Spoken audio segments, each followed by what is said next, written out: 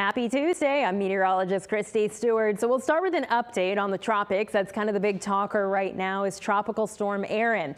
It has moved quite a bit over the past 24 hours. It is moving to the west at 23 miles per hour. It's got 45-mile-per-hour winds within it right now, and it is currently sitting in the middle of the Atlantic. It is expected to eventually strengthen into a hurricane Category 1 status by Thursday evening, and then as it gets just to the north of Puerto Rico, that's when it's expected to strengthen into a major hurricane Category 3. That would be around Sunday morning is what the National Hurricane Center is predicting with that. Now, I know everybody's question is, well, what happens after that? And to be honest, it's really too early to tell. If we see any impacts from it locally, it really wouldn't be until the middle of next week. So what we're expecting, we can get a little bit of maybe an early prediction from our spaghetti models here. And you can see just how uncertain it is, right? Every model is going a different direction. However, there is a fair amount of consensus that it looks like it should stay in the Atlantic at least and towards Bermuda or between us and Bermuda. But there's a few models that want to keep it along the East Coast. So that's probably what you're hearing about on social media. Again,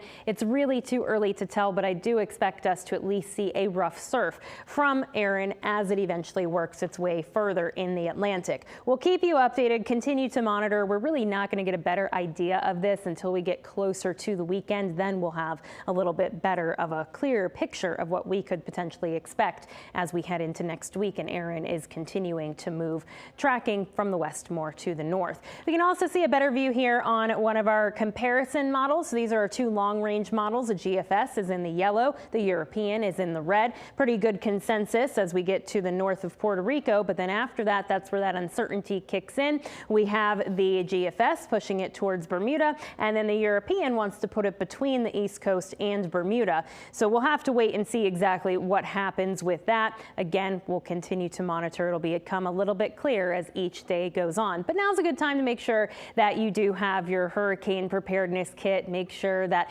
things are all in order. Don't panic, but it's always a good idea. Even at the beginning of hurricane season, we tell you to do those things.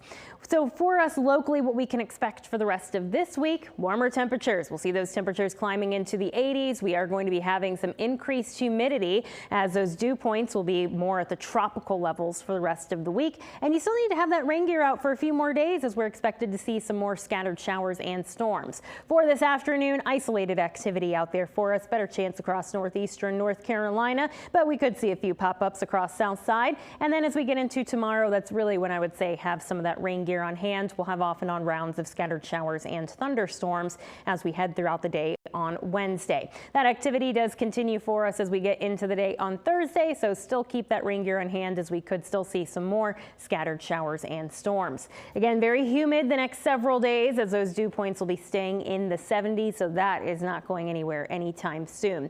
Temperatures will be rising into the upper 80s for the second half of the work week as we have those rain chances continuing for us.